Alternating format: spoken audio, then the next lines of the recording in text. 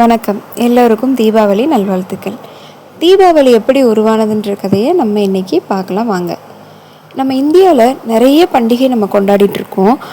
அந்த பண்டிகையை கொண்டாடுறதே நம்ம ஒரு கலாச்சாரமாகவே வச்சுருக்கோம். ஒவ்வொரு பண்டிகைக்கும் ஒவ்வொரு விதமான கதைகள் இருக்குது. அந்த மாதிரி தீபாவளிக்கு நிறைய கதை இருக்குது. ஒரு சில கதைகளை நம்ம இந்த பகுதியில் பார்க்கலாம். தீபாவளி அப்படின்னா என்னென்னா, தீ என்றால் ஒளி. அந்த ஒளி நம்ம வாழ்க்கையில் இருக்கணும், இருள் அகன்று ஒளியோடு நம்ம இருக்கணும் அப்படின்றதுக்காகவும், அதாவது தீமையெல்லாம் அகன்று நன்மை பெருகணும் அப்படிங்கிறது நம்ம முன்னோர்கள் சொல்படி நம்ம அடுத்தடுத்து பின்பற்றிட்டு வரோம். இந்த தீபாவளியில் அப்படின்னாவே நமக்கு ஃபஸ்ட்டு ஞாபகம் வர்றது நரகாசுரனை மகாவிஷ்ணு அழிச்சது தான். அந்த கதையை பற்றி பார்க்கலாம் வாங்க. இந்த பூமியானது அசுரர்கள்கிட்ட மாட்டி ரொம்ப தவிச்சிட்ருக்கும்போது நம்ம மகாவிஷ்ணு என்ன பண்ணுறாருன்னா வராக அவதாரம் எடுக்கிறாரு. வராக அவதாரம்னா என்னென்னா, பன்றி உருவத்தில் இருப்பார். அந்த அவதாரத்தில் அவர் பூமியை துளைத்து அந்த பூமிக்குள்ளே போகும் பொழுது நம்ம பூமாதேவிக்கு இவருடைய ஸ்பரிசத்தால் என்ன கிடைக்குதுன்னா, ஒரு ஆண் குழந்தை அவங்களுக்கு பிறக்குது. அந்த ஆண் குழந்தை மனித வடிவில் இருக்கும்.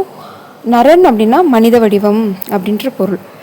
ஏன் நரகாசுரன் அப்படின்னு வந்ததுன்னா, இவர் அசுர வதத்தில் பிறந்தனால அந்த அசுரகுணம் இவருக்கு அதிகமாக இருந்தது. மனித வடிவத்தில் இவருக்குள்ள அசுரகுணம் இருந்தனால நரக அசுரன் அப்படின்ற பேர் நரகாசுரன் அப்படின்ற மாதிரி பேர் மாறிடுச்சு.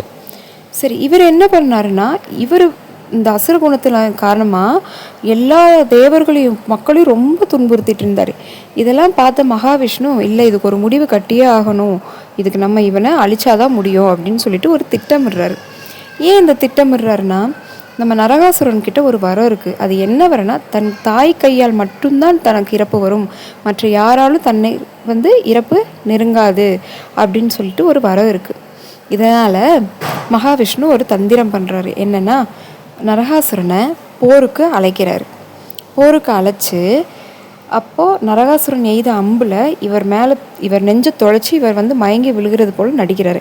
அப்போ இவருடைய மனைவி சத்தியபாமா என்ன பண்ணுறாங்கன்னா, கோவப்பட்டு நீ என்னோட போருக்கு வா அப்படின்னு நரகாசுரனை அழைச்சி போர் புரியும் பொழுது நம்ம சத்தியபாமாவோட அந்த அம்பானது என்ன ஆகுதுன்னா, நரகாசுரன் நெஞ்சில் பாய்ந்தது. அவர் பாஞ்சு அவர் இறக்குற நிலையில் இருக்கும்போது தான் அவருக்கு தெரியுது, அந்த சத்தியபாமாங்கிறது வேற யாரும் இல்லை, தன்னை ஈன்ற அந்த பூமி தாய் தான் அப்படின்னு அவருக்கு தெரியுது.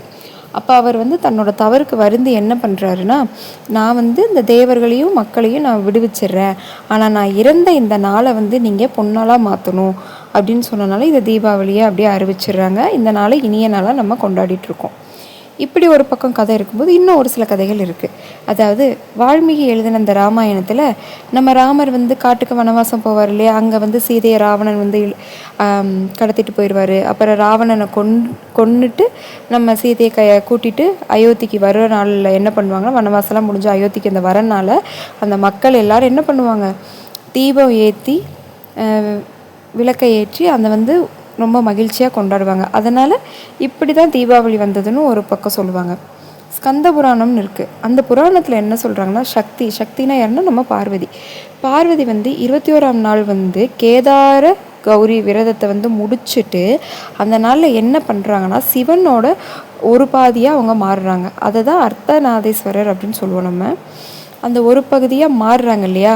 இப்படி ஆணில் பெண் சமம் அப்படின்னு சொன்னனால நம்ம எப்படி கொண்டாடணும், இதை நினைவு வச்சுக்கணும் அப்படிங்கிறதுக்காக இந்த இறைவன்கிறவர் ஒளி வடிவம் உடையவர். அதனால் தீபம் ஏற்றி விளக்கு ஏற்றி இந்த மாதிரி இந்த நாளை சிறப்பாக கொண்டாடினதாகவும் சொல்கிறாங்க. இப்படி ஒவ்வொரு கதைகள் இருக்குது. இப்படி தான் தீபாவளி உருவானதுன்னு சொல்கிறாங்க.